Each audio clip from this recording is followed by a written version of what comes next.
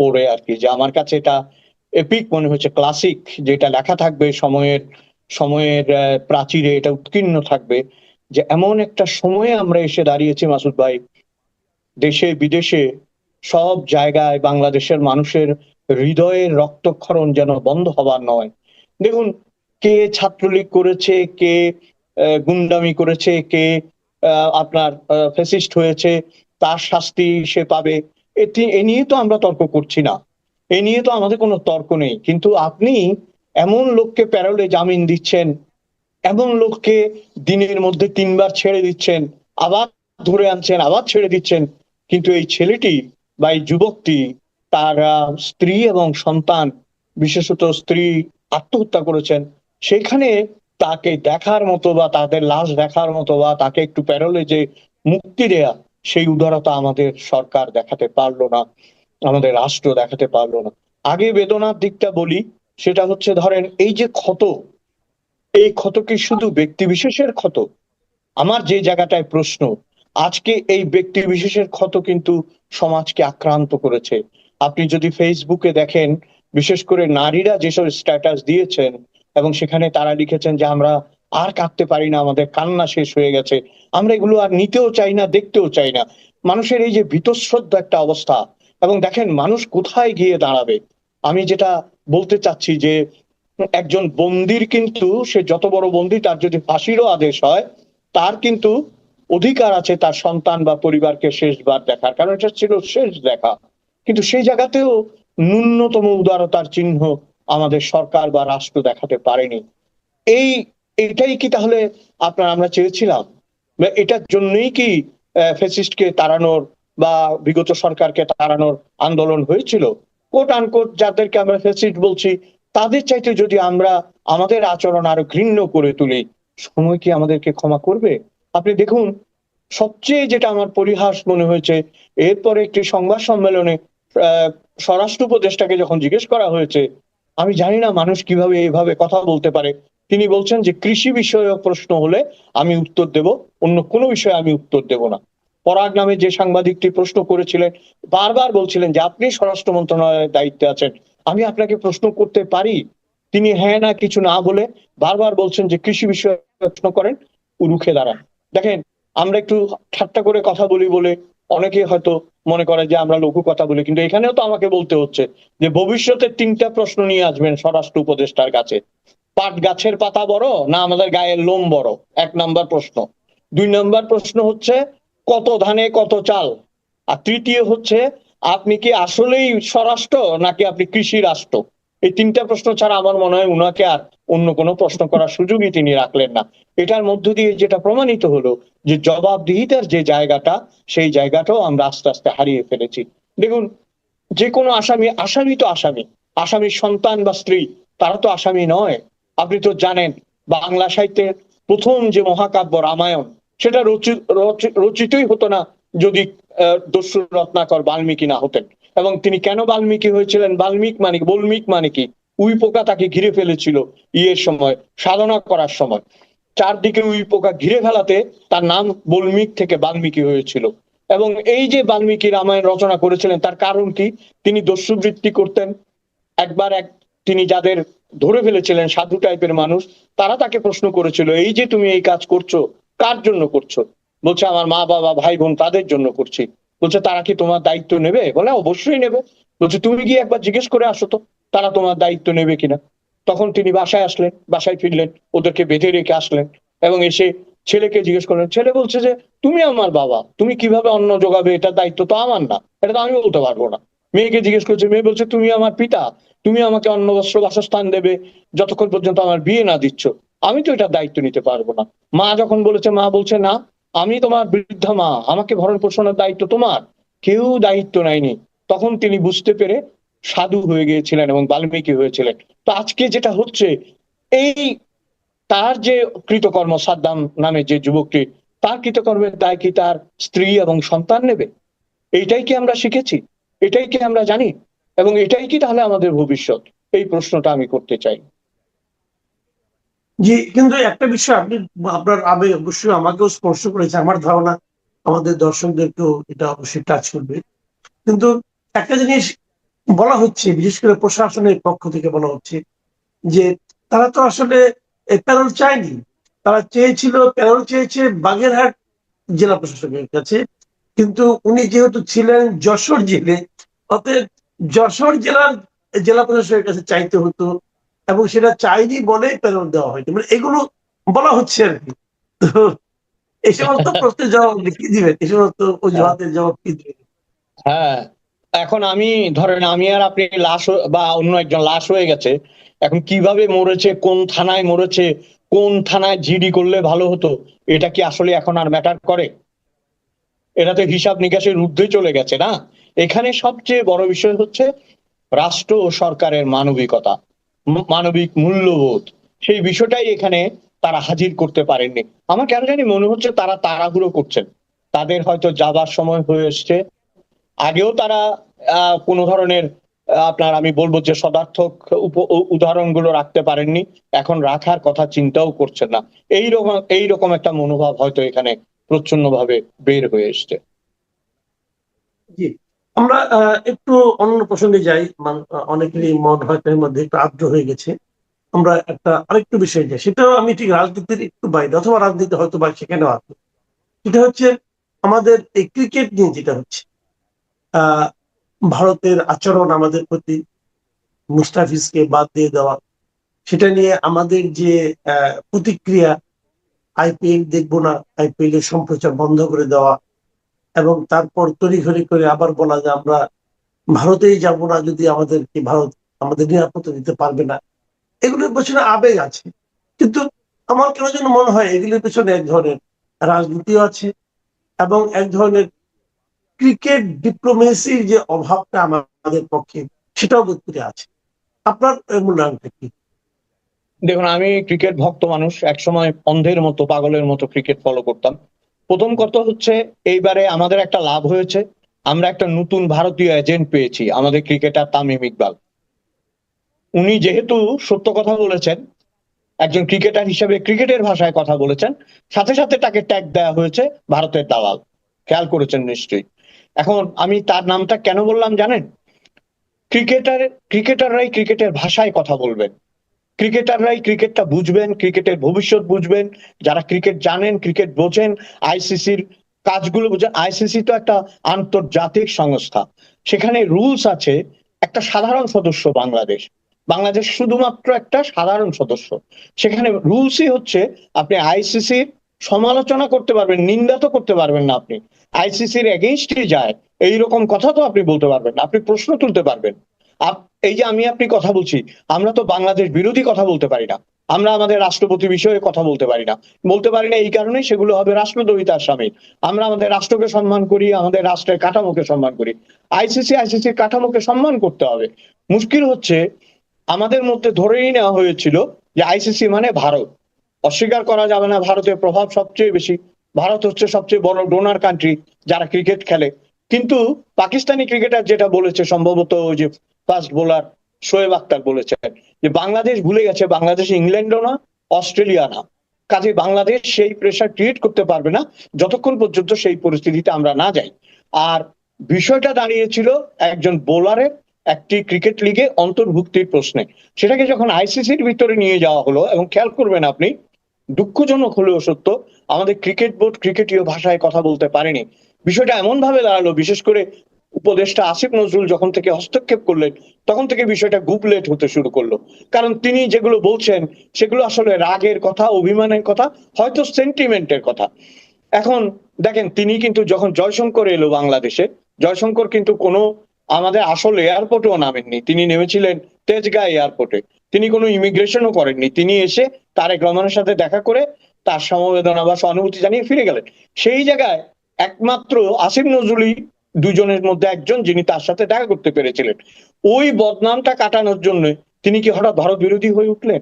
এই প্রশ্ন তো উঠতেই পারে যে তার যে সংশ্লিষ্টতা এইটা ঢাকার জন্য, কারণ সময় হয়তো তাদের শেষ হয়ে আসছে, সেইটা থেকে নিজেকে রক্ষা করার জন্য, বাঁচার জন্য বা ইমেজের জন্য তিনি হঠাৎ করে এইভাবে কেন বিদ্বেষী হয়ে উঠলেন? আমি এক বিন্দু কিন্তু ভারতের কথা বলছি না, এবং কমেন্ট বক্সে কোনো গালাগালিও আমি শুনতে রাজি না।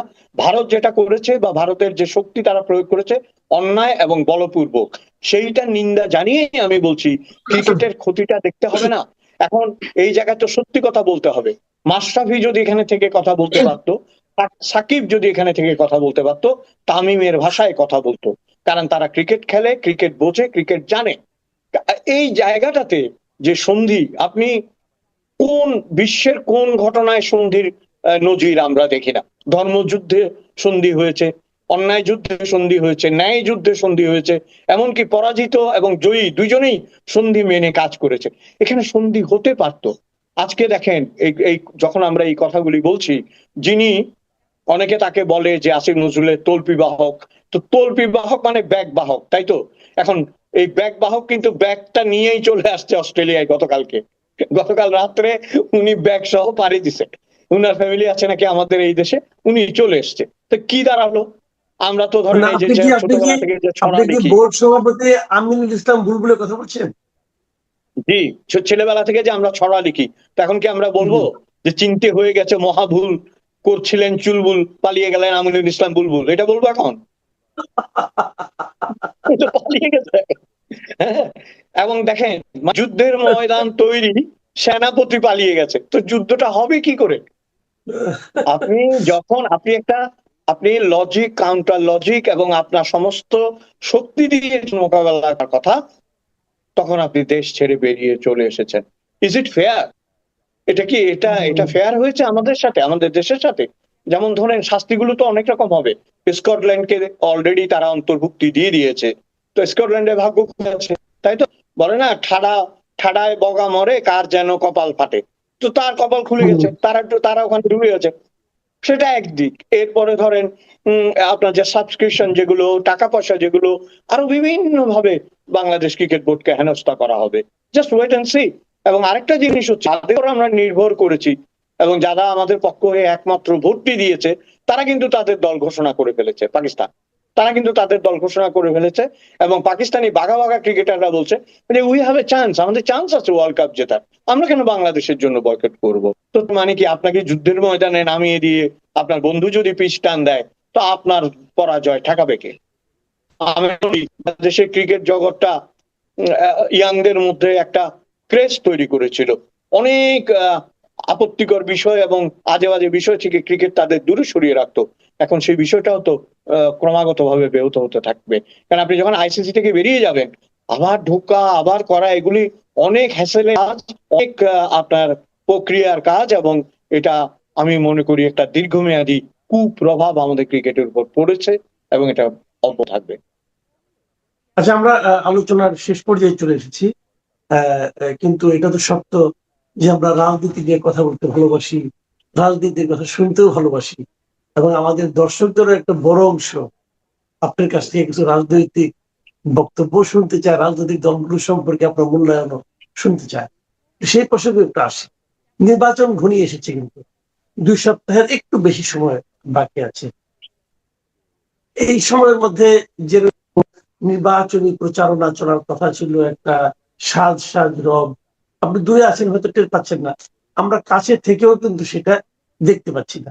নির্বাচনী যে খুব একটা হইচই, নির্বাচনে মানুষের মধ্যে মানে সার্বক্ষণিক আলোচনা, সেরকম কিন্তু আমরা দেখছি না। এক ধরনের কেমন যেন সব নীরব। এখনো মানুষের মধ্যে সন্দেহ দেখতে পাচ্ছি, অনেকে বলা বলি করছেন যে 12 তারিখে নির্বাচন আদৌ হবে কিনা। এই সন্দেহ কিন্তু মানুষের থেকে দূর হয়নি। আবার এর মধ্যে আরেকটা জিনিস যেটা আমি লক্ষ্য করছি, অনেকে, যেমন আমরা শুরুতে ভেবেছিলাম যে বিএনপির সঙ্গে জামাতের প্রতিদ্বন্দ্বিতা, এটা তো হবে একটা একপাক্ষিক একটা যুদ্ধ, কিন্তু সেটা যে মানে একটা জোরালো হতে পারে, এটা মনে হয় প্রথমবার দেখলাম। যে এবার বলা বলি হচ্ছে, মাঠের কথা বলতে পারবো না, ভোটারের মনে কি আছে জানি না, কিন্তু বিশেষ করে সোশ্যাল মিডিয়ায় আমরা দেখছি বলা বলি হচ্ছে যে জামাত নাকি বেশ প্রতিদ্বন্দ্বিতা তৈরি করছে, এবং জামাত নাকি এমনকি ক্ষমতায় চলে আসতে পারে। জামাতের একাধিক লিডারের সঙ্গে আমার দেখা হয়েছে, তাদের বডি ল্যাঙ্গুয়েজে যেন আমি একটা চেঞ্জ পাই। তারা যেন মানে বেশ আত্মবিশ্বাস দিয়ে কথা বলছে, এবং তারা একটা কথা বলছে, নির্বাচনটা কিন্তু হতে দেন, দেখেন কি হয়। এই যে দেখেন কি হয় এটা বলার, তারা তাদের যে একটা দৃঢ়তা, আপনি কি মনে করেন এই প্রেক্ষাপটটা আসলে কিভাবে তৈরি হলো? আচ্ছা, প্রথমে কথা নিরপেক্ষ ভাবে, গান্ধী, দেশ ভারত, নেহেরুর দেশ ভারত, সুভাষ বসুর দেশ ভারত, সেই দেশে কি বিজেপি ক্ষমতায় আসেনি? বিজেপি তো একটি ধর্মভিত্তিক দল। কংগ্রেসের লৌহ কঠিন দুর্গ ভেদ করে কমিউনিস্টদের আপনার মাথার উপর কাঁঠাল রেখে আজকে কি বিজেপি সেখানে শাসন করছে না কয়েক টার্ম ধরে? বাংলাদেশে কেন উপমহাদেশ ধর্মভিত্তিক দলগুলো এক একবার করে ক্ষমতায় আসার একটা স্বপ্ন দেখা শুরু করেছে বেশ কিছুদিন থেকে, এবং সেটা আমাদের পার্শ্ববর্তী দেশ এবং অন্যান্য দেশে বাস্তবায়িত হয়ে গেছে। আপনি বললেন, আমি সবসময় মনে করি বাংলাদেশে যদি দুটি রাজনৈতিক দলকে আপনি আসলেই মোকাবেলা করতে চান, কি হবে অন্যতম শক্তিশালী মোকাবেলা, তার একটি হচ্ছে বামপন্থী আর একটি হচ্ছে জামাত। কারণ এদের মিলিটেন্ট ফোর্স আছে, এরা রেজিমেন্টেড, আদর্শবাহী। এখন আদর্শটা আমার পছন্দ হতেও পারে, নাও হতে পারে। আপনি বিএনপি হচ্ছে একটা ফর্মের, আপনার বোধহয় মনে আছে যে এক সময় খালেদা জিয়াকে একা করে দিয়ে, প্রয়াত বেগম খালেদা জিয়াকে একা করে দিয়ে সব নেতারা আস্তে আস্তে চলে গিয়েছিল। তখন আমার একটা বলেছিলাম যে এটা তো একটা প্ল্যাটফর্মের মতো, ক্যান্টনমেন্ট স্টেশন আসার আগেই মদ্দুর সাহেব ভাই নেমে চলে গেছে, যখন ক্যান্টনমেন্ট স্টেশন এসছে দেখা যাচ্ছে খালেদা জিয়া একা আছেন। এই ধরনের কোনো কিছু, এটা আওয়ামী লীগেও আছে, দলে দলে যায়, মিজান চৌধুরীরা চলে গেছে, এ চলে গেছে, ওই চলে গেছে, আবার ফিরে আসে। এই নাটকগুলো জামাতে হয় না, ইসলাম হবে না, কারণ তাদের একটা চেইন অফ কমান্ড আছে। আপনি আপনি বা আমাদের মতো যারা কথা বলছি বা আমরা ঘটনাগুলো দেখছি বা দেশের মানুষ, কেউ কি ধারণা করতে পেরেছিল যে এই মেটিকুলাস ডিজাইন বলেন আর যেভাবেই বলেন, অভ্যুত্থান বলেন, এই শক্তিটা জামাতের কাছে যাবে?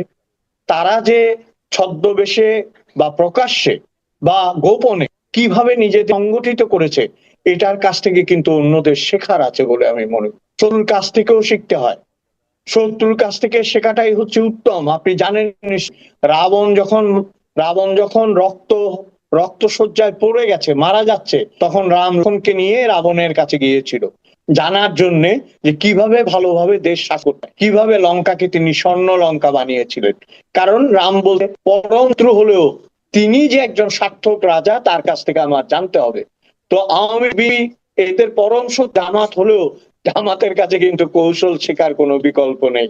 এবং আপনি আরেকটা জিনিস খেয়াল করবেন, শুদ্ধ বলছি কেন, আমাদের দেশের মানুষের মনে, আমি কথা বলে যেটুকু দেখেছি আমার অভ্যেস থেকে, মানুষের মনে একটা জিনিস তো ঢুকেছে যে আমরা তো আওয়ামী লীগের আমলে অনেকবার, আমরা বিএনপির আমলও দেখেছি, আমরা একটা নতুন আমল দেখতে চাই না। এবং এই নতুন আমল যদি কোনো কারণে অসাম্প্রদায়িক হয় কোনোভাবে, এবং যদি উন্নয়নের দিকে যায় এবং দেশে সুশাসন প্রতিষ্ঠা করতে পারে, তাকে তো আপনি সরাতেও পারবেন না। এবং আপনি যেটা বললেন যে বডি ল্যাঙ্গুয়েজ চেঞ্জ হয়েছে, এই বডি ল্যাঙ্গুয়েজ বা দেহের ভাষা বা শরীরের ভাষা চেঞ্জ হওয়ার প্রধান কারণ হচ্ছে তাদের আত্মবিশ্বাস, এবং এই আত্মবিশ্বাসটা গত 17 মাসে তারা অর্জন করেছে। একটা জিনিস খেয়াল করেন, আমি আগেও বলেছিলাম বোধহয় এই অনুষ্ঠানে, তারা কিন্তু কৌশলে একটা কাজ করেছে, তাদের এবং ঘর গুছিয়ে বিএনপির সামনের সারির লোকজনকে লুটপাট করা ঢুকছে। কাজেই গত 1.5 বছরে প্রমাণিত হচ্ছে বিএনপি অনেকদিন ভাড়ায়নি, পাওয়ার জন্য উচ্ছৃঙ্খল এবং লুটেরা হয়ে গেছে। এই কাজটা করতে পেরেছে সার্থক ভাবে। এবং আপনি খেয়াল করেন পার্ট অফ স্ট্র্যাটেজি, এটাও একটা কৌশল। এখন তারা ভোটের বাক্সে কি কৌশল এবং মানুষ মনোভাব, আমার কেন জানি মনে হয় তারা জিতলেও আমি অবাক হব না। নিরপেক্ষ এবং ফলাফল যদি ঠিকভাবে ঘোষিত হয়, তাহলে বিএনপি এবং জামাতের মধ্যেই একটা প্রবল লড়াই হওয়ার আভাস আমি পাই এবং দেখি। সেইখানে একমাত্র যারা মাঠে নেই, যাদের কার্যক্রম নিষিদ্ধ করা হয়েছে, খুব অদ্ভুত ভাবে আমি আর আপনি, আমাদের অস্তিত্ব আছে কিন্তু আমরা হাত নাড়তে পারবো না, পা নাড়তে পারবো না, মুখ নাড়তে পারবো না, এরকম ভাবে কার্যনিত হয়েছে, তাদের 20% বিএনপির দিকে, তাহলে সমীকরণটা হয়তো পরিবর্তিত হতে পারে। আর তারা ভোট বয়কট ডাক অনুসারে এবং তাদের আমি জানি না পলিসি অনুসারে, তাহলে রেজাল্ট কোন দিকে যাবে এটা কিন্তু নির্ণয় করা খুব মুশকিল। জামায়াত ইসলামী জিতলেও আমি অবাক হবো না। একটা কথা একটু বলবো ভেবেছিলাম, ওই যে জাতীয় গ্রন্থ কেন্দ্রের আফসানা চৌধুরী, খুব সুদর্শন একজন মহিলা, তাকে দেখলাম, হ্যাঁ, তাকে অব্যাহতি দেওয়ার পরে তিনি অনেকগুলো এপিসোড লিখেন। একটা কথা খুব মজার বলেছেন যে কোনো এক ভদ্রলোক সচিব ছিলেন, তিনি তার স্ত্রীর জন্য 50টা কবিতার একটা বই বের করেছিলেন এবং ওই বইটা 1000 কপি জাতীয় গ্রন্থকেন্দ্র একাই কিনেছিল। তো ভাই, আমরা আমাদের স্ত্রীকে নিয়ে কবিতা লিখলে আপনারা 10টা কপি কিনতে পারেন না? আমরা এত খারাপ কবিতা লিখি বলেন তো? প্রত্যেকেরই তো অধিকার আছে স্ত্রীকে নিয়ে কবিতা লেখার। আপনি আপনি তো এটা দেখছেন, আপনি বই বিক্রির ব্যাপারটা দেখতেছেন, কিন্তু এটা যে ওই কথা বলার মাধ্যমে উনি যে বাংলাদেশের তাবৎ পুরুষদের বিপদে ফেলে দিয়েছেন, এটা খেয়াল করেছেন? এখন তো আপনি কবিতা লিখতে পারেন, কিন্তু আপনি তো কিছু কিছু পারেন, আমি তো পারি না। এখন তো আমি আমার ঘরে বিপদে পড়ে যাবো যে ওই ভদ্রলোক 50টা কবিতা লিখলো তার স্ত্রীকে নিয়ে, তুমি কটা লেখলা? এই আফসানা বেগম তো বড় একটা ক্ষতি করে দিল। আমরা তো বিপদে আছি। হ্যাঁ, আমরা বিপদে আছি, তো আমাদের 100টা করে লিখতে হবে, নাহলে তো বাতি জুটবে না আমাদের, বুঝছেন? কিন্তু আমি শেষ কথাটা বলতে চাই, সবাই আমাদের দেশে ক্ষমতা তো হলে কথা বলে, ক্ষমতায় থাকতে কিন্তু বলে না। হ্যাঁ, হেলথি ইস্যু, হেলথি বিষয়, যে একদল বলছে এই কথা, আর এক দল সেটাকে নাকচ করে দিচ্ছে। এতে আপনার বিষয়টা আরো বেশি জনগণের কাছে ফুটে উঠতেছে। যেটা ভয়ঙ্কর হতে পারে যদি এরা অ্যাকচুয়ালি মারামারিতে জড়িয়ে যেত কিংবা যেতে পারে, এরকম যদি হয় তাহলে সেটা হবে দুর্ভাগ্যজনক নির্বাচনের জন্য। তবে আরেকটা কথা আপনি বলছেন যে এরা নানাবিধ দিচ্ছে, নানাবিধ প্রতিশ্রুতি দিচ্ছে জনগণকে। আসলে এই প্রতিশ্রুতিগুলির কোনো ভ্যালু আমি একজন সচেতন নাগরিক হিসেবে দেখি না, কারণ এরা এইসব কথা রাখে না। আপনি দেখবেন যে গত নির্বাচনগুলিতে ধরেন আওয়ামী লীগ 2008 সনে আপনার বিশাল একটা গান বাইর করলো, বিরাট গান, সেখানে বললো যে ঘরে ঘরে চাকরি দেওয়া হবে, ঘরে ঘরে চাকরি দেওয়া হবে এবং 10 টাকা চাল খাওয়ানো হবে। তারা 50-60 টাকায় চাল খাওয়াইছে, ঘরে ঘরে চাকরি দিচ্ছে, চাকরি বিক্রি করছে। এরা চাকরি বিক্রি করছে, কোনো একটা চাকরি আর কেউ পায় নাই। চাকরি সকল মালিক হয়ে গেছিল এই আওয়ামী লীগের বড় বড় নেতারা, তাদের কাছ থেকে চাকরি কিনতে হইতো। সুতরাং এবং আমরা কি করছি, আমরা প্রতিবাদ করছি, কিন্তু তারা তো কোনো কানে নেয়নি।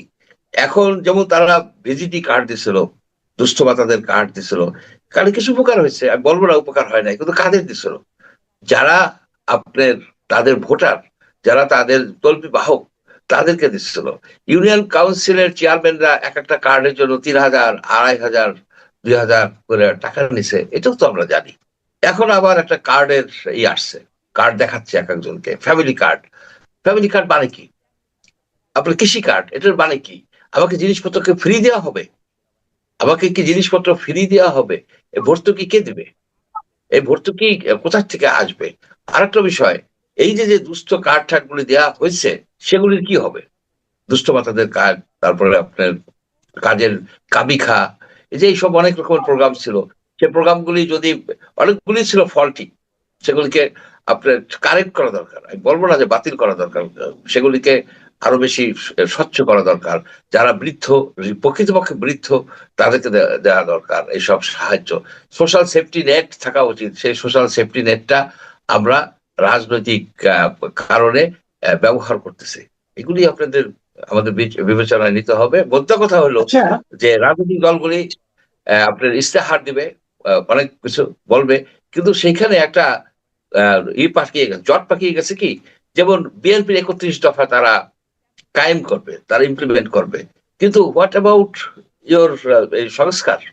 জুলাই সনদ, জুলাই সনদের সাথে অনেক জায়গায় সাংগঠনিক আছে, এবং জুলাই সনদ আপনি কায়েম করবেন না 31 দফা কায়েম করবেন, নাকি দ্বীপ প্ল্যান কায়েম করবেন? আমরা তো বলতে হবে।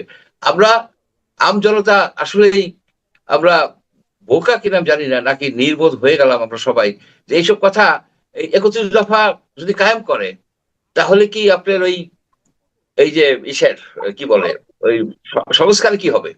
সেখানে তো সাইন করে বসে আছে সবাই, সেখানে সাইন করে বসে আছে। এখন সংস্কার যদি করতে যায়, তাহলে 31 দফা কি আপনি যে সংস্কারের সাইন করাটাকে তো সিরিয়াসলি নিচ্ছেন, আমার তো মনে হয় তারা এই সিগনেচারটা করেছে কেবলমাত্র করার জন্য করেছে। আপনি কি এটা টের পাচ্ছেন না? এই যে বর্তমান যে অন্তর্বর্তীকালীন সরকার আছে, এই সরকারের অনেক আপনার অযোগ্যতা, অকর্মণ্যতা, অথবা অপকর্ম, এগুলো নিয়ে কিন্তু কোনো রাজনৈতিক দল দেশে কখনো একটা শব্দ উচ্চারণ করছে না। কেন করছে না? কারণ তাদের মাথায় একটাই চিন্তা, যে কোনোভাবে খেলে নির্বাচনটা হয়ে যায়। আমার মনে হয় সেই কারণে তারা বলছে যে সাইন করে আসছে। কিন্তু তারা যদি সেই সিগনেচারটা মিনই করতো, ওখানে তো লেখা আছে ভাই যে 5% আসনে নারীদেরকে মনোনয়ন দিবে, এবং এটা ওখানে স্পষ্ট হবে, এটাও লেখা আছে এই নির্বাচন থেকেই দিবে। জামাত তো দিছে 0%। আপনি বিএনপির কথা বাদ দেন, বিএনপির 80 দফা নিয়ে আসছে, জামাত কেন 0% করলো? এটা বোঝানো আপনি আমার, এটা নিয়ে না, তাদের মধ্যে কোনো লজ্জা আছে? জামাত তো নীতিগতভাবে মহিলাদেরকে ওই পরিসরে নিতে চায় না। তারা বলছে যে আমাদের এখানে মজলিসে শূরায় 100-র মতো আছে, কিন্তু সংসদে তারা they are not ready to take them to the parliament. এই কথা কিন্তু বলছে, যখন সময় হবে তখন তারা নিবে। অর্থাৎ এইখানে পুরুষদের কথাটাই, সময় হয়েছে কিংবা হবে, এটা আমরা কি করে যখন বুঝবো? জামাতের পুরুষ সদস্যরা যখন ডিসিশন নিবে তখন মহিলা সদস্যরা যাইতে পারবে। এখানে এটাই হচ্ছে তাদের তাদের আসলে খুবই দুর্ভাগ্যজনক যে আমরা এই বিষয়গুলি করলাম না। আপনি দেখেন, বিএনপি এখন বলতেছে যে আমাদের এখানে সাইন করতে হয়েছে, নাহলে তারা নির্বাচন দেয় না। আবার সেই ইঙ্গিতে কেউ প্রকাশ্যে বলতেছে আমরা একটু সাইন করছি নির্বাচন পাওয়ার জন্য। আবার সাইন করে তারা বলতেছে আমরা এটাকে না ভোট পাবলিকে দিলে দিবে, আমরা জানি না কিছু। এট দ্য সেম টাইম এই এনসিপি সাইন করে নাই। এনসিপি কিন্তু এই এই জুলাই সনদের সিগনেটরি না। এখন তারা আবার এটা নিয়ে ঝাঁপাই পড়ছে যে না, এখানে করতে হবে, এই জুলাই সনদ কার্যকরী করতে হবে। জুলাই সনদ কার্যকরী কিভাবে করবে? এটা একটা আপনার সোনার পাথর বাটি। সেখানে 84টা দফা আছে জুলাই সনদে। 84টা দফার মধ্যে অনেকগুলি দফা আছে যুবক উপযোগী এবং ভালো, যেটা আমরা অনেকেই চাই।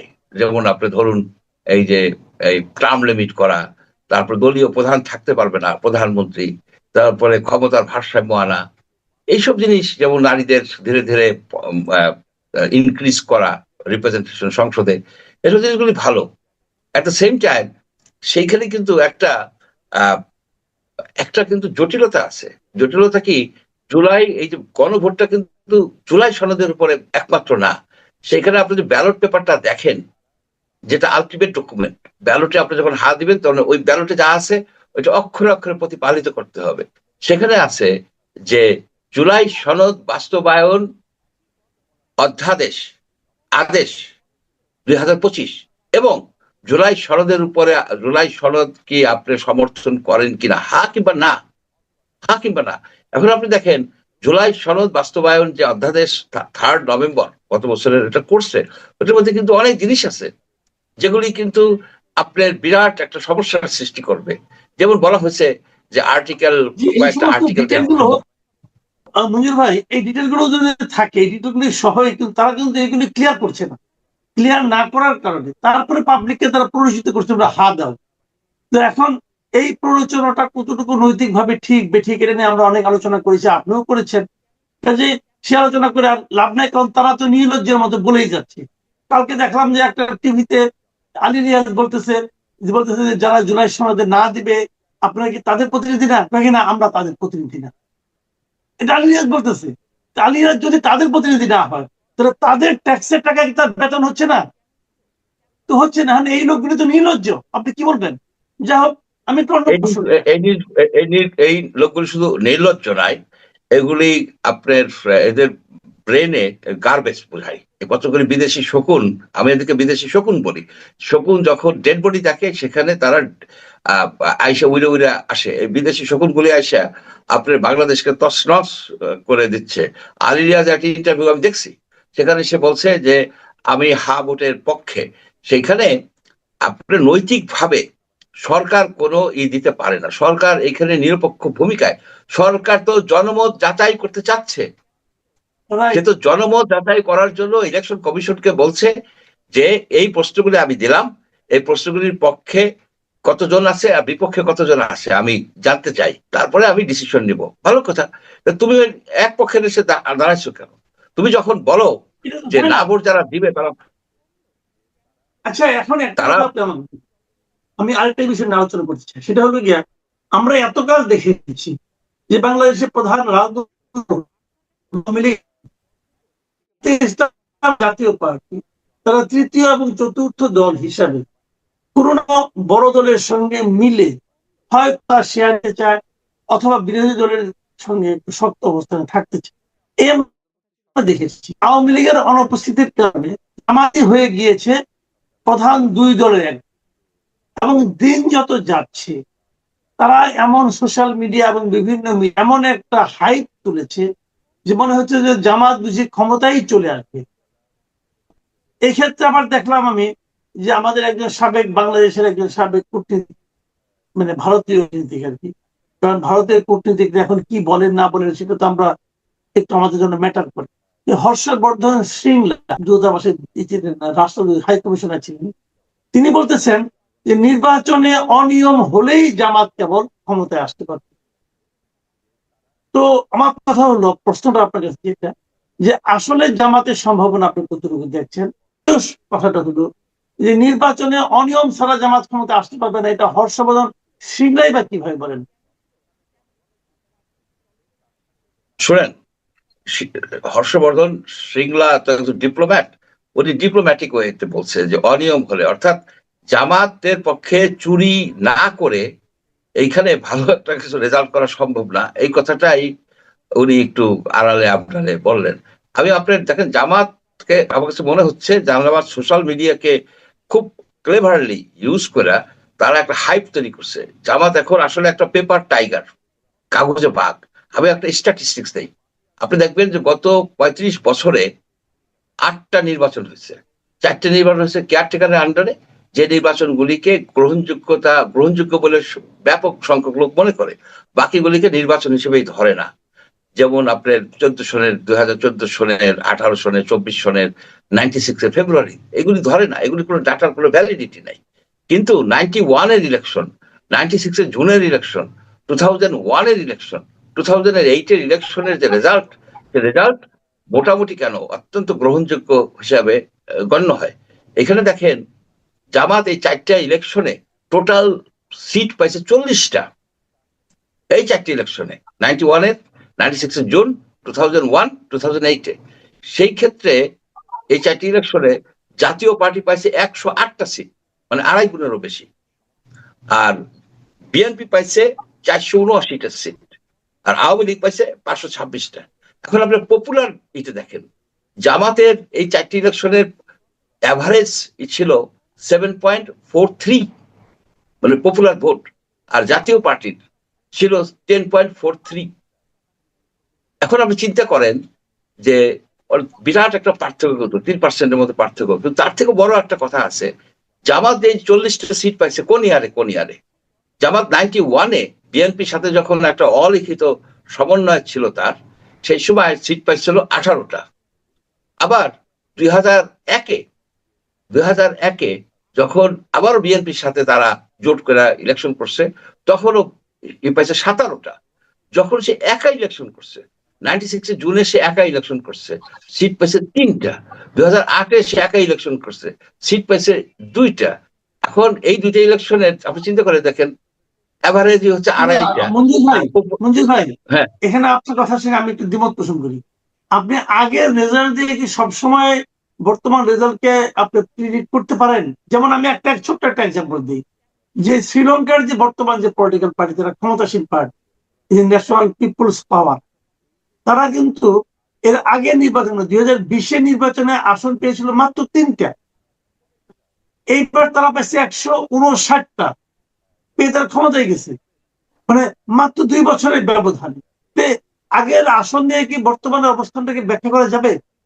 না, আপনি শুনেন, পপুলার ভোটের মাধ্যমে অনেক সময় প্রেডিক্ট করা যায় না।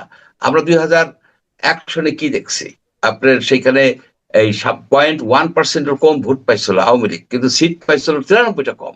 192টা পাইছিল আপনার এই 193টা পাইছিল বিএনপি, 62টা পাইছিল আওয়ামী লীগ। ভোটের পার্থক্য ছিল লেস দেন 1%। এগুলি এই পার্লামেন্টারি ইলেকশনে এগুলি সম্ভব, কিন্তু আপনার জামাত ম্যাক্সিমাম পার্সেন্টেজ ছিল তার ভোটের 91-এ, আপনার 12% ম্যাক্সিমাম। তো জামাতের আপনি যদি লক্ষ্য করেন কোন কোন সিটগুলি, সেটাও তো সুনির্দিষ্টভাবে অনেকেই বলতে পারেন।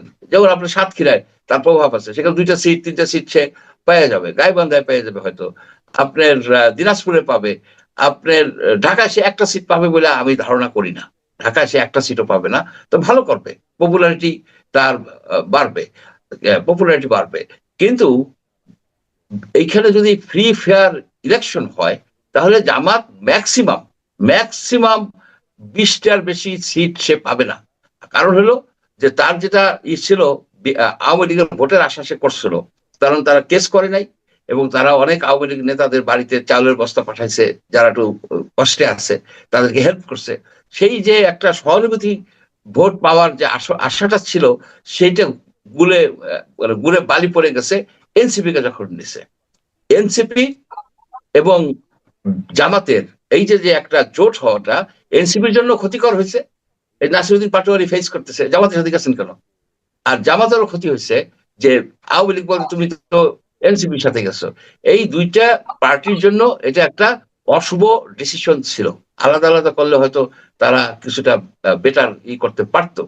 এখন আপনি দেখেন যে আমরা সবকিছু নিয়ে আলোচনা করি, জামাত বাঘের বাচ্চা হয়ে আসছে, এই এনসিপি আসছে, বিএনপি আসছে, কিন্তু একটা জিনিস চিন্তা করি না যে বাংলাদেশের 30% মতো ভোটার আছে আপনার আওয়ামী লীগের, তাদের ক্যান্ডিডেট নাই, এবং তারা কিন্তু অনেকটা দিশেহারা, তারা কাকে ভোট দিবে, কেমনে দিবে। এই যে দিশেহারা অবস্থা, তাদের মালে গনিমত অবস্থা, এটি কিন্তু রাজনীতির জন্য একটা একটা মানে অশুভ চিহ্ন, অশুভ সংকেত। তারা কোথায় ভোট দেবে? এই আওয়ামী লীগের ভোটকে তারা বিবেচনায় আনে না, বিবেচনায় নাই না, তারা কিন্তু নানাবিধ ক্যালকুলেশন করে যাচ্ছে। এগুলি দেখতে হবে। আজকে দেখেন যে বিএনপির প্রায় 79টা সিটে বিদ্রোহী ক্যান্ডিডেট দাঁড়াইছে। বিদ্রোহী ক্যান্ডিডেটদের সাকসেসের এইটা সম্ভাবনা অনেক বেশি, 50%। আমার মনে হয় 30-40টা বিএনপির বিদ্রোহী ক্যান্ডিডেট উইন করে যাবে একেবারে অবভিয়াসলি। যেমন 2000 আপনি যে কথাটা বললেন যে 79টা আসনে তারা বিদ্রোহী ক্যান্ডিডেট আছে, তার থেকে আপনি ধারণা করেছেন প্রায় 40টার মতো বিএনপি বিদ্রোহী ক্যান্ডিডেট জিতে যাবে। আমার প্রশ্ন হলো এখানে যে যেগুলোতে না জিতবে, যেগুলোতে জিততে পারবে না, ধরা যাক আরো 40টার মতো আসনে তাদের বিদ্রোহী ক্যান্ডিডেট আছে কিন্তু জিততো না, কিন্তু এই না জিতলেও তাদের উপস্থিতিটাই কি বিএনপির আপনার অবস্থানটাকে একটু দুর্বল করে দিবে না? অফকোর্স তাদের তো ধানের শীষে তারা তো নির্বাচন করবে না। তারা কেউ করবে ফুটবলে, কেউ করবে আনারসে, কেউ করবে। যদি বিএনপি দুর্বল হয়ে যায়, সেটা কি প্রোগ্রাম হ্যাঁ, জামাতের জন্য পজিটিভ হবে না? বিএনপি, হ্যাঁ, জামাতের জন্য বিএনপি এমন একটা হইতে পারে, এমন একটা, যদি জাতীয় পার্টিতে বেশ ভোট যাবে, আওয়ামী লীগের ভোট বেশ কিছু শেষ পর্যন্ত পানি গড়ায় ওইদিকেই চলে যাবে। জাতীয় পার্টির শামীম হায়দার পাটোয়ারির যে কথা যে তারা 70টা সিটে জিততে পারে, আমিও একমত। 70 বা ওই ধরনের 60, 70 কিংবা 80টা সিট জিততে পারে। এবং সেই ক্ষেত্রে আওয়ামী লীগের তো আবার আছে 30-40টা সিট আছে। যেভাবে যেই উইন করুক, তারা শেখ হাসিনার বা আওয়ামী লীগের এমপি তারা তারা ইন্ডিপেন্ডেন্ট আসবে, কিন্তু তারা আওয়ামী লীগের এজেন্ডা নিয়েই আসবে মাঠে, এটা তো বোঝাই যায়। সেক্ষেত্রে বিএনপির পক্ষে 151টা সিট নাও পাওয়া যেতে পারে, তার হয়তো কোয়ালিশন করতে হইতে পারে, তার ওই বিদ্রোহীদের সাথেই কোয়ালিশন করতে হইতে পারে, কারণ সেটা হবে কোয়ালিশন। কারণ তারা তো ওই ওই সিম্বল নিয়ে আসে নাই, তারা তো বিএনপির ক্যান্ডিডেট হিসেবে আসে, তারা আসছে নিজস্ব ভাবে। সুতরাং একটা কোয়ালিশন গভর্নমেন্ট হওয়ার সম্ভাবনাকে উড়েই দেওয়া যায় না কিন্তু। আচ্ছা, আপনি তাহলে কোয়ালিশন গভর্নমেন্টের একটা সম্ভাবনা দেখছেন? জি, আমি দেখি যে এই বর্তমানে এই যে পরিস্থিতিতে ভোটের মাঠে যারা যারা কারা কোন দিকে ভোট দিবে, আওয়ামী লীগের ভোটাররা কোন দিকে যাবে, জাতীয় পার্টি কিভাবে নিজেদেরকে সুসংগঠিত করবে, এবং এট দ্য সেম টাইম জামাতের যে এই যে একটা হাইপ তুলে রাখছে, যে হাইপের পেছনে আপনি যদি ভালো মতো করে দেখেন, তদন্ত করে দেখবেন, কারণ ভোটিং প্যাটার্নটা গ্রামের ভাস্ট এরিয়া ধরে, আমাদের যে ভোটিং প্যাটার্নটা, সেটা শুধুমাত্র চাউলের দাম, ডালের দামের উপর নির্ভর করে না। তারা সেইখানে দেখেন কোন গোষ্ঠী, খানদের গোষ্ঠী কাকে সাপোর্ট করে, কার সাথে মোল্লাদের গন্ডগোল ছিল, কার সাথে চৌধুরীদের গন্ডগোল ছিল, কোন এই ফ্যামিলি টাই এবং আত্মীয় স্বজনের কানেকশন, এগুলো একটা বিরাট ব্যাপার, সেগুলি আচ্ছা, একেবারে ইন্ডিভিজুয়াল এক হয় না। এক এক দল এক এক ধরনের প্রতিশ্রুতি দিচ্ছে, লোকে শুনতেছে। কেউ বেহেস্তের টিকিট বিক্রির কথা বলছে, কেউ ইহকাল পরকালের কথা বলছে, কেউ ফ্যামিলি কার্ডের কথা বলছে। আপনার কি মনে হয় যে মানে ভোটারদের জন্য, ভোটাররা যখন ভোট দিতে যাবে তখন তারা কোন ইস্যুটাকে সবচেয়ে বেশি গুরুত্ব দিবে? এটা কি দুর্নীতি হতে পারে, তারা একটা হচ্ছে কি, যারা সুশাসন ডাই হতে পারে, হার্ড, যারা ডাই হার্ড পার্টিজান লোক, যেমন বিএনপির সবসময় বিএনপি কে সাপোর্ট করছে, যারা আওয়ামী লীগকে জি। সাপোর্ট করছে, যারা আপনি ধরেন জামাতকে সাপোর্ট করছে, তারা আপনি যে যা কিছুই বলেন না কেন, যে যে কার্ডই দেখাক, যে যে প্রলোভনই দেখাক, তারা তাদের ইসে, তাদের মার্কাই তার সীমাবদ্ধ থাকবে। কিন্তু এখানে এখানে যেটা ডিসাইডিং ফোর্স হবে, আওয়ামী লীগের ভোটাররা, তারা দেখবে যে কোন ক্যান্ডিডেটটা তাদের জন্য সুটেবল, তাদেরকে নতুন ভাবে মামলায় জড়াবে না, তাদেরকে নতুন যেসব মামলা হয়েছে সেসব মামলা থেকে হয়তো তারা মুক্তি দেওয়ার চেষ্টা করবে। এবং আপনি দেখেন যে এই যে নুরুল হক নূর, সে এখন জোর দিয়ে বলতেছে এই ট্রাক মার্কা হচ্ছে ধানের শীষ এবং নৌকার প্রতীক। চিন্তা করে দেখেন। আবার আপনার হারুন আর রশিদ চাঁপাইনবাবগঞ্জের, উনি বললো যে আওয়ামী লীগের কোন নেতাকে যদি ধরা হয় তাহলে থানা ঘেরাও দিবে, এই ধরনের প্রতিশ্রুতি দিচ্ছে। এখানে ডিসাইডিং ফ্যাক্টরই হচ্ছে আওয়ামী ভোটার। এখন আওয়ামী ভোটারকে আপনি কিভাবে কাছে নিতে পারেন? এই যে দেখেন আপনার যে ওই যে অ্যাটর্নি জেনারেল, উনি বলছে যে আমি তো আওয়ামী লীগকে ব্যান করতে চাইনি। আপনি দেখেন কথা ঘুরে গেছে, কারণ ভোটারদেরকে কাছে নেওয়ার জন্য এক একজন এক এক রকমের প্রতিশ্রুতি দিচ্ছে।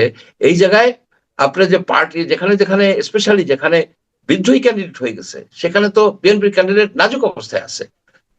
বেশিরভাগ জায়গায় বিএনপি ক্যান্ডিডেটরা আপনার 50%-এর নিচে, 50%-এর উপরে কিছু জায়গায় আছে, কক্সবাজারে আছে ভোট, আর মানে একদম কোর সিটগুলি বিএনপির। কিন্তু বেশিরভাগ জায়গায় আপনার ওই 50%, 40%, 30% এইভাবে আছে। 50%ও যদি থাকে, একটা বিদ্রোহী ক্যান্ডিডেট থাকা মানে ভোট 2 ভাগ হয়ে গেছে। সেখানে যদি 10% আওয়ামী ভোট যায়, বাকি যাতে আওয়ামী লীগের ভোট যায়, তাহলে সেই বিদ্রোহী ক্যান্ডিডেট উইন করে যায়। এখন তারা কি বিদ্রোহী ক্যান্ডিডেটকে দিবে না ধানের শীষের ভোটে দেবে? ধানের শীষে তাদের একটা নীতিগত বাধা আসে, ধানের শীষে তারা ভোট দিতে চায় না, তারা ওই সিল মারতে তাদের একটা ইনহিবিশন, একটা অনীহা থেকে যায়। কিন্তু অন্য মার্কা ইজ ইম্পর্টেন্ট বাংলাদেশে, অন্য মার্কায় ভোট দিতে তাদের ওই ইনহিবিশনটা থাকে না। আমি তো ধানের শীষে ভোট দেয়নি, আমি দিচ্ছি আরেককে, সে তো ধানের শীষের পার্টিও না, সে তো ওই ধরনের কি আপনার মানে তাদের মানসিক বাধা কি দাঁড়িপাল্লার জন্য নেই? দাঁড়িপাল্লার জন্য যেটা হচ্ছে সম্পূর্ণভাবে লোকাল, যদি সম্পূর্ণভাবে লোকাল এই, আর দাঁড়িপাল্লার তো সেরকম ক্যান্ডিডেট, সেরকম তো অবস্থান নাই। অনেক জায়গায় দাঁড়িপাল্লার 1% ভোট নাই, 2% ভোট নাই, 3% ভোট নাই। আপনি একটা আইসিইউ রুগীকে তো একেবারে যত রক্ত দেন না কেন সে সুস্থ হবে না। আপনার যার একটা মিনিমাম ভোটার বেজ আছে, যেমন আছে জাতীয় পার্টির অনেক জায়গায় আছে, সব জায়গায় নাই। জামাতেরও আছে, জামাতের যেখানে আছে সেখানে হয়েই যাবে, সেখানে তার ভোট ফিক্স করা। এখন কিছু কিছু জায়গায় আওয়ামী লীগের ভোট জামাতে যাইতে পারে এবং যাবেও পার্সোনাল হিসেবে, যেহেতু তারা মামলা দেয় নাই। সবচেয়ে বিএনপির ক্ষতি হয়ে গেছে যে বিএনপির লোকেরা ব্যাপক মামলা দিয়া, আমি কিছু কিছু কাহিনী জানি, মামলা দিয়া চাঁদাবাজি করছে, ব্যাপকভাবে চাঁদাবাজি করছে। এইটা বিএনপির জন্য সর্বনাশ হয়ে গেছে। আওয়ামী লীগের ভোটাররা মূলত বিএনপির বিদ্রোহী ক্যান্ডিডেটকে ভোট দেবে, মূলত দিলে পরে। সেই জন্যই আমি ওই থিওরির উপর ভিত্তি করে আমি বলতেছি যে বিএনপির এবার বিদ্রোহী ক্যান্ডিডেটদের অনেকেই উইন করবে।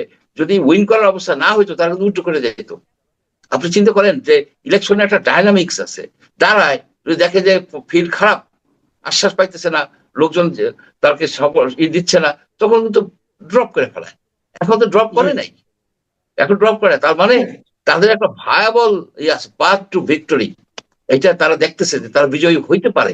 এই জিনিসগুলি মিলাইলে আপনি দেখবেন যে বিএনপি যে এক ধাক্কায় 200 সিট পায়, এটা মানে ভাঙ এক দলকে ঘায়েল করার মতন কিংবা যারা ভোটার তাদের কাছে অন্য দলের খারাপ কিছু বয়ান করার মতন খুব কিন্তু নেই, তখন মাঠে তো খুব প্রতিদ্বন্দ্বিতাপূর্ণ রাজনৈতিক দল নেই।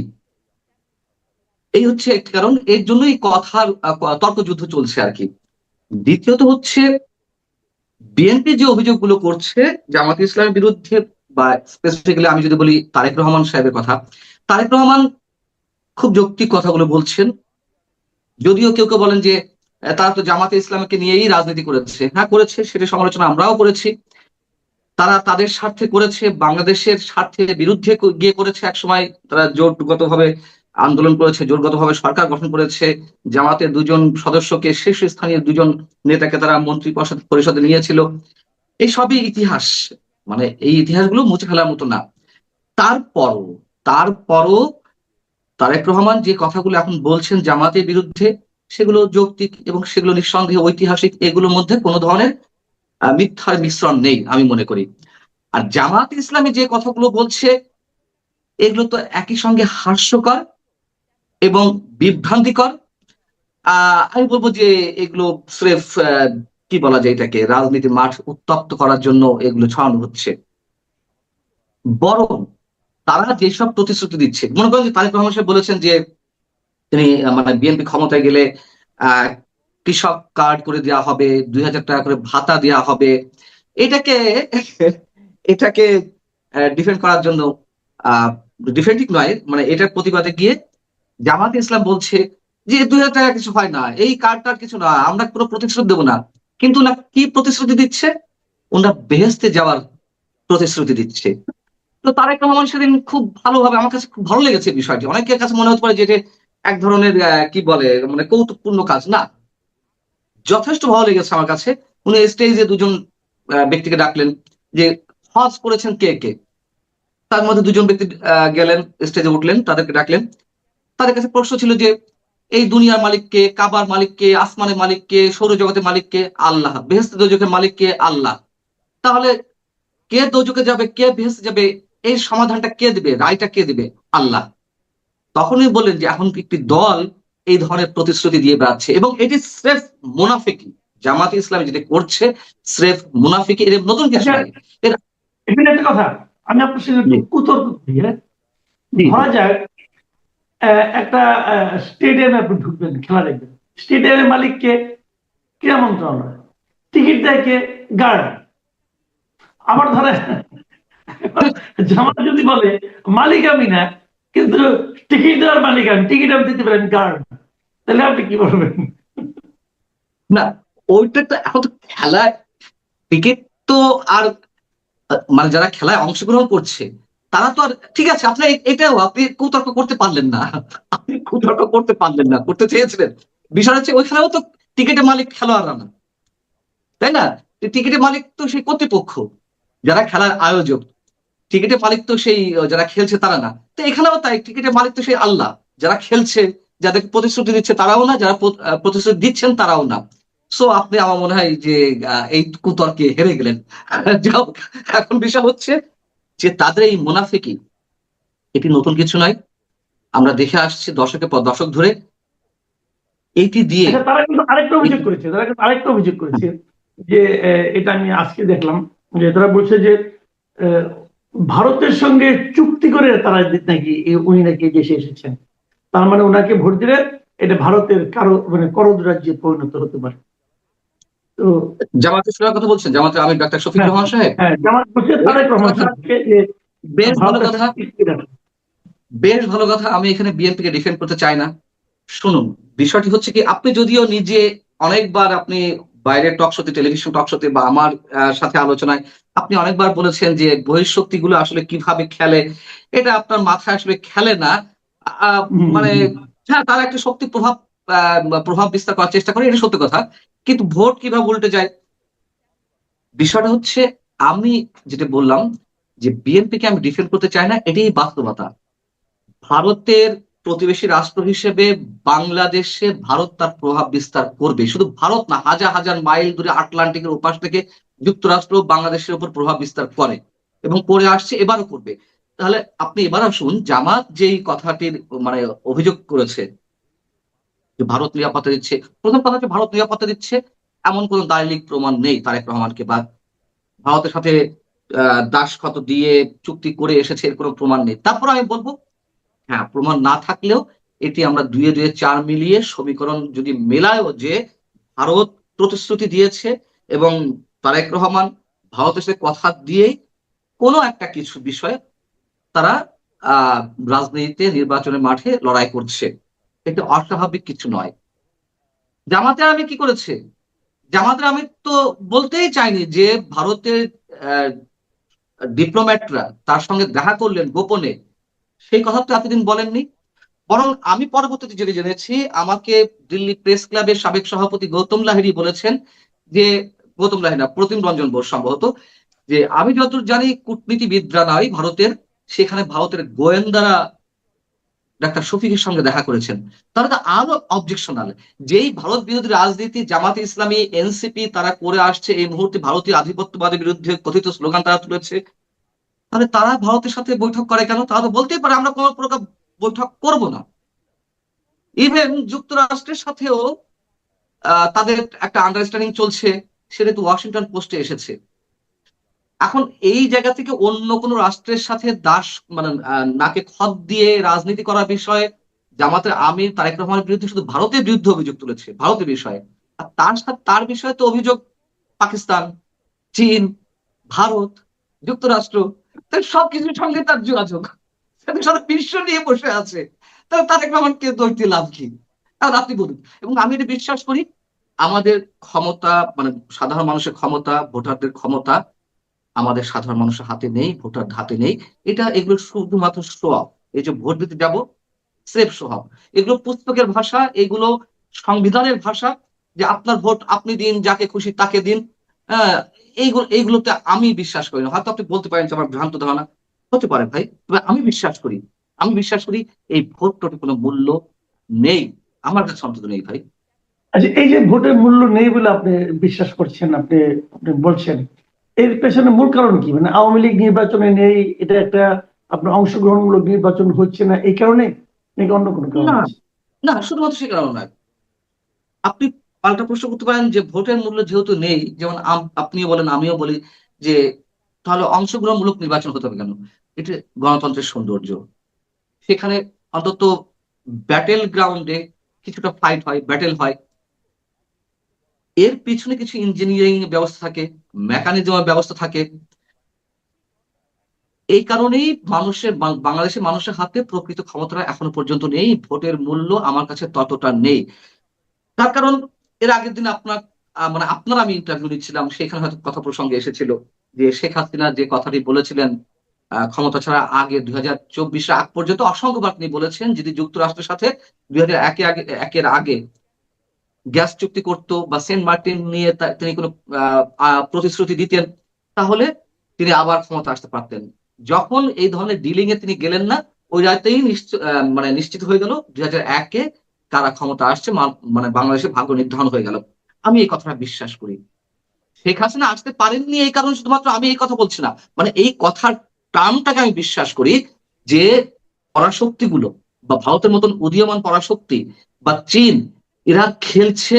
এবং এই নির্বাচনও এই যে একটা তামাশাপূর্ণ নির্বাচন হচ্ছে না, আমি তো এটাকে 2014, 2018, 24 যেই ন্যাক্কারজনক নির্বাচন হয়েছে, প্রহসনের নির্বাচন হয়েছে, এটাকে তার চেয়েও প্রহসনের নির্বাচন বলি। তো সেই প্রহসনের নির্বাচনে বাংলাদেশ ভয়ঙ্কর একটা কি বলে বহিঃশক্তিগুলো খেলার মাঠে পরিণত হচ্ছে। এবং আমার ধারণা এই খেলা থেকে আমরা সহজে বের হতে পারছি। অনেকে যে ধারণা করছে যে 3 সপ্তাহ বা 20 দিন পরে নির্বাচন, তখন বাংলাদেশ একটা জায়গায় চলে যাবে, সুস্থির জায়গায় চলে যাবে, আমার সেটি মনে হয় না। বাংলাদেশকে অনেক বড় খেসারত দিতে হবে। এখনো পর্যন্ত এই সরকার যা করছে, আপনি বলছেন না ভাই, হ্যাঁ ভোটের জন্য কেন ডক্টর ইউনূস জাতীয় উদ্দেশ্যে ভাষণ দেয়? হ্যাঁ ভোট জয়যুক্ত করার জন্য কেন পুরো রাষ্ট্রযন্ত্র সরকারের মেশিনারিজ গুলো পুরো কাজে লাগানো হচ্ছে? লাভটা কোথায়? ষড়যন্ত্রটা কোথায়? এই প্রশ্ন করলেই উত্তর পাওয়া যাবে। মানে আপনি কি তাহলে এখনো এই নির্বাচন মানে 12 তারিখে হবে, ঠিকঠাক মতো হবে, এটা নিয়ে আপনার মধ্যে কোনো সন্দেহ আছে? আছে, যথেষ্ট পরিমাণ সন্দেহ আছে। তবে আমি চাই আমার সন্দেহ, আমার সংশয়, আমার বিশ্বাসগুলো ভুল প্রমাণিত হোক। আমি গলাবাজি করে তখন বলতে চাইবো না যে এই দেখো আমি বলেছিলাম এটা তাই হচ্ছে, যাতে বরং মানুষ আমাকে জুতা মারে, মানুষ আমাকে গাল দেয়, মঞ্জুর পান্না এই সন্দেহ সংশয়গুলো প্রকাশ করেছিল, ওই কথাগুলো কোথায় সত্য হলো, এরকম যেন মানুষ টিজ করে আমাকে, আমি সেটাই চাই আমার ধারণাগুলো ভুল প্রমাণিত হোক। কিন্তু আপনার সন্দেহটা কেন, ধারণাটা কি, কেন হবে না বলে মনে করছেন না? প্রথম কথা হচ্ছে ডক্টর ইউনূস সাহেব এতদিন পর্যন্ত যা করে এসেছেন সম্পূর্ণ মানুষের সঙ্গে স্রেফ প্রতারণা করে এসেছেন। এই যে সংস্কারের পক্ষে উনি প্রচারণা চালাচ্ছেন সম্পূর্ণ স্টেট মেশিনারিজ ইউজ করে, মানুষের করের টাকা খরচ করে, তার সততার পরিচয় তিনি দিতে পেরেছেন যে তিনি সত্যি সত্যি সংস্কার করতে চায়। একটা সংস্কার করেছে আমাদের মহামান্য মানে আইন উপদেষ্টা যে সেদিনকে বললেন যে এই কয়েকদিনে এই 1.5 বছর সময়ের মধ্যে ইউনূস সরকার যতটা সমস্যা করেছে তা পৃথিবীর ইতিহাসে আর মানে কেউ করতে পারেনি। কি আশ্চর্য ব্যাপার, আসলে সংস্কারটা কোথায় হয়েছে আপনি যেমন দেখান তো ভাই, আপনি আমাকে একটু দেখান। গণমাধ্যম কমিশন গঠন হলো, নারী কমিশন গঠন হলো, সেগুলো তো হাওয়া মানে তুড়ি মেরে উড়িয়ে দিল। হ্যাঁ, সংস্কার তারা বিশ্বাসী না। যে নির্বাচন কমিশনের অধীনে নির্বাচন হচ্ছে সেই নির্বাচন কমিশনও তো আমরা যে শেখ হাসিনা সরকারকে ব্লেম করেছি যে কথিত সার্চ কমিটির মাধ্যমে এগুলো আইওয়াশ করার মাধ্যমে এই ধরনের নির্বাচন কমিশন গঠন করা হয়, সেই তো তাদের ভাষায় ফ্যাসিবাদী সরকারের করে যাওয়া যে ফরম্যাট, সেই ফরম্যাটেই নির্বাচন কমিশন গঠন হয়েছে এবং এই নির্বাচন কমিশনের অধীনেই নির্বাচন অনুষ্ঠিত হচ্ছে। এক, দুই হচ্ছে সংস্কার। মানুষ সংস্কার বলতে কি বুঝি আমরা মোটা দাগে, যে রাষ্ট্রপতি প্রধানমন্ত্রীর মধ্যে যে ভারসাম্যহীনতা ছিল, প্রধানমন্ত্রী যে অঢেল ক্ষমতার অধিকারী, তাহলে রাষ্ট্রপতি এবং প্রধানমন্ত্রীর মধ্যে ক্ষমতার ভারসাম্য আনবে। এবং এই যে গণভোট অনুষ্ঠিত হচ্ছে, এই গণভোটের মধ্যেও এই রাষ্ট্রপতি প্রধানমন্ত্রীর মধ্যে ক্ষমতার ভারসাম্য আনার বিষয়টি রয়েছে। কত বড় মুনাফেক আপনি, আমি একটু আগে জামাতের ক্ষেত্রে মুনাফেক শব্দটা ইউজ করেছি, এখন এই ডক্টর ইউনূস সরকারের বিরুদ্ধে এটি ইউজ করতে চাই। আমাদের তো একজন রাষ্ট্রপতি আছে, তাই না? তাকে আমরা কেউ পছন্দ করি আর না করি, তিনি তো সাংবিধানিক ভাবে এই রাষ্ট্রের সর্বোচ্চ ব্যক্তি সাংবিধানিক ভাবে। আর সরকারের প্রধান নির্বাহী, প্রধান উপদেষ্টা, প্রধানমন্ত্রীর মানে পদমর্যাদার, তিনি রাষ্ট্রপতির সঙ্গে কি আচরণ করেছেন গত 18 মাসে? রাষ্ট্রপতিকে তো পারলে কোনোই মেরে ফেলে দেন, তাকে দেখতে পারেন না, বিদেশি মিশনগুলোতে তার ছবিগুলো নামিয়ে দিয়েছেন, রাষ্ট্রপতির কাছে কোনো রিপোর্ট করেন না। রাষ্ট্রপতি প্রধানমন্ত্রী আমাদের যে কালচার গুলো এতদিন আমরা মানে গড়ে উঠেছে, যে কোনো শহীদ দিবসে বা রাষ্ট্রীয় দিবসে যখন শহীদদের উদ্দেশ্যে ফুল মানে শ্রদ্ধা নিবেদন করতে চায়, দুজন একসাথে করে। আমরা গত 18 মাসে দেখছি যে এই ধরনের দিবসগুলোতে দুইজনে মিলে একসাথে শ্রদ্ধা নিবেদন দূরের কথা, রাষ্ট্রপতি যায় তিনি তার মতন শ্রদ্ধা নিবেদন করে আসে, তার পরবর্তীতে উনি গিয়ে পৌঁছান আলাদা, মানে কথাবার্তাও বন্ধ। আপনি দেখবেন যে গত কয়েকদিন আগে যে বঙ্গভবনের প্রধান বিচারপতির সদ্য নিয়োগকৃত যে প্রধান বিচারপতির শপথ অনুষ্ঠান অনুষ্ঠিত হলো, আপনি ওইখানে একটা মানে দৃশ্য দেখেন, দুইজন ঢুকছে দরবার হলে, মানে ওই যে শপথ অনুষ্ঠানের রুমে, রাষ্ট্রপতি তো ওখানে হোস্ট, তিনি বেশ হেসে তাকে ওয়েলকাম জানাচ্ছেন, প্রধান উপদেষ্টা আসছেন, তার মুখে হয়তো হাসি, কিন্তু উনি হাসছিলেন অন্য আর কাউকে এরকম হাই দিচ্ছেন, কেউ হয়তো সালাম দিচ্ছেন, সালামে উত্তর দিচ্ছেন হাসতে হাসতে, প্রধান উপদেষ্টাকে অ্যাভয়েড করে, কোন প্রকার ন্যূনতম সৌজন্যতা প্রদর্শন করলেন না, প্রধান উপদেষ্টাকে অ্যাভয়েড করে তুচ্ছ তাচ্ছিল্য করে উনি তার দর্শক সারিতে চলে গেলেন, তার নির্ধারিত আসনে তিনি বসে পড়লেন। এবং ওই সময় দেখবেন রাষ্ট্রপতির যেই মানে অ্যাপিয়ারেন্স, তার যে এক্সপ্রেশন, মানে তিনি একেবারে চুপসে গেলেন। এবং রয়টার্সে একটি রিপোর্ট মানে সাক্ষাৎকার দিয়েছেন, যেদিনকে এই নির্বাচন কমিশন তফসিল ঘোষণা করে, সেদিনই রাষ্ট্রপতির একটি ইন্টারভিউ বেরিয়েছিল রয়টার্সে। তার আগে আমি এই নিউজটি ব্রেক করেছিলাম, আমি মানে আমাদের এই চ্যানেলে মানচিত্রে এই কথাটি বলেছিলেন সুপ্রিম কোর্টের সিনিয়র আইনজীবী মোহসেন রশিদ, মুসলিম লীগের সভাপতি, যে রাষ্ট্রপতির প্রেস উইং কেড়ে নেওয়া হয়েছে সরকারের পক্ষ থেকে। আপনি চিন্তা করতে পারেন, এবং রাষ্ট্রপতি সেই কথাটি বলেছিলেন, আমরা পেলাম রয়টার্সের ওই ইন্টারভিউতে, যে আমার তো কোনো প্রেস উইং নাই। দেশের সর্বোচ্চ সাংবিধানিক পোস্ট রাষ্ট্রপতি, তার প্রেস উইং থাকবে না, তার ডেপুটি প্রেস সেক্রেটারি থাকবে না, তিনি একটা প্রোগ্রামে যাবেন, বা এই যে বিদেশি দূতরা যাচ্ছেন, আমেরিকান যে রাষ্ট্রদূত এলেন ব্রেন্ট ক্রিস্টেনসন, সেই ব্যক্তি গিয়ে তার কাছে যে পরিচয়পত্র পেশ করলো, এই নিউজটা তার কোনো উইং থেকে জানানো হবে না। এখন কূটনীতিবিদরা কি করে জানেন, যদি কোনো কাজে রাষ্ট্রপতির সাথে সৌজন্য সাক্ষাৎ করে আসে, তারা এসে তারা তাদের মতো করে নিউজ দেয়, এবং এবং রাষ্ট্রপতির কাছে রাষ্ট্রপতির ডিপার্টমেন্টে ফোন দিয়ে তারা বলে, ভাই তোমাদের কাছে কি ওই ছবিটা তোলা আছে, আমরা যে দেখা করতে গেলাম, আমাদের একটু পাঠাও তো, আমরা গণমাধ্যমে পাঠাচ্ছি। এর চেয়ে লজ্জাজনক ন্যাক্কারজনক কাজ পৃথিবীর ইতিহাসে রাষ্ট্রীয় পর্যায়ে ঘটেছে আপনি বলতে পারবেন? মানে এ তো গ্রাম্য মহিলাদের মতন কাজ করছেন ডক্টর মোহাম্মদ ইউনূস। 2 সতেরো ঝগড়ার মতন করছেন, মুখ দেখাদেখি বন্ধ করে দিয়েছেন। অতএব এই ব্যক্তি যে সংস্কার করতে পারে, তাহলে আমি এটি দেওয়ার দ্বারা এই বোঝাতে চাচ্ছি, যদি রাষ্ট্রপতি প্রধানমন্ত্রীর মধ্যে ক্ষমতার ভারসাম্য আনতেই চায়, সংস্কারের অন্যতম এজেন্ডা, তাহলে উনি কি করছেন প্রধান উপদেষ্টা পদে থেকে? উনি তো একচ্ছত্র ক্ষমতা দেখাচ্ছে, আইন শৃঙ্খলা পরিস্থিতি, মানুষকে ধরে নিয়ে যাচ্ছে বিনা অপরাধে। আমি বলছি আওয়ামী লীগের অসংখ্য অপরাধী থাকতে পারে, তাদেরকে ধরা হচ্ছে, অসংখ্য নিরাপরাধ ব্যক্তিকে ধরা হচ্ছে। আনিস আলমগীর ভাই, তার অপরাধ কি? তার জামিন মিলছে না কেন? এটা সংস্কারের অংশ? স্রেফ ভাওতাবাজি, স্রেফ প্রতারণা। 18 কোটি মানুষের সাথে প্রতারণা করছে ডক্টর ইউনূস সরকার। এরপরও আপনি বলবেন তারা সত্যি সত্যি সমস্যা করতে চায়? সমস্যার জন্য গণভোট দিয়েছে এবং এই গণভোটের জন্য মানুষের করের টাকা খরচ করছে। এগুলো একের পর এক প্রতারণা। এইসব জায়গা থেকে আমার কাছে মনে হচ্ছে, যেহেতু সমস্যা করতে চায় না, তাদের মাঝে একটা ধ্রুবসন্ধি রয়েছে এই গণভোটের মাধ্যমে। এবং এই নির্বাচনও যে সুষ্ঠু হবে না তার প্রমাণ তো তিনি অসংখ্য। তিনি তো গত কয়েকদিন আগে দক্ষিণ এশিয়া বিষয়ক একটি সম্মেলনে, শিক্ষা বিষয়ক সম্মেলনে তিনি এনসিপি পক্ষে কথা বললেন যে তার দলের থেকে, তরুণদের দলের মধ্যে থেকে অনেকে জিতে আসবেন। উনি শিক্ষামন্ত্রীও বানিয়ে ফেললেন। মানে তার কি ক্যাবিনেট গঠন করা? ক্যাবিনেটে কে কে থাকবেন আগামী নির্বাচনে গঠিত সরকারে, মানে মন্ত্রী পরিষদে কে কে থাকবেন, তিনি আগে থেকে বলে দিলেন যে তাদের মধ্যে থেকে একজন শিক্ষামন্ত্রী হবেন। তো এই ব্যক্তির উপর আপনি কিভাবে আস্থা রাখছেন? অনেক ধন্যবাদ, অনেক ধন্যবাদ মঞ্জুর আলম পান্না। আমি আশা রাখছি না, আপনি অনাস্থার কথা বললেন, সেটা জনগণ শুনলো, আমার পাঠক, আমার দর্শক যারা আছে তারা শুনলেন।